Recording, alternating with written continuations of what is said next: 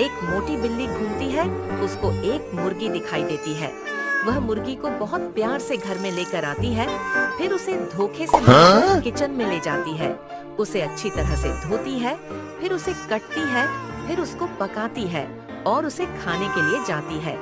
जैसे वह खाने जाती है, तभी होटल का मालिक उसे चोरी करते हुए पकड़ लेती है। जैसे ही वह बिल्ली को पकड़ लेती है, उसे मालिक होटल से निकाल देता है। फिर मोटी बिल्ली बहुत दुखी हो जाती है और रोने लगती है और शराब और सिगरेट पीने लगता है। यह क्या? आप सभी ने अभी तक वीडियो को लाइक एंड सब्सक्राइब नहीं किया है। जल्दी से वीडियो को लाइक और सब्सक्राइब कीजिए, नहीं तो बिल्ली का रोना बंद नहीं होगा।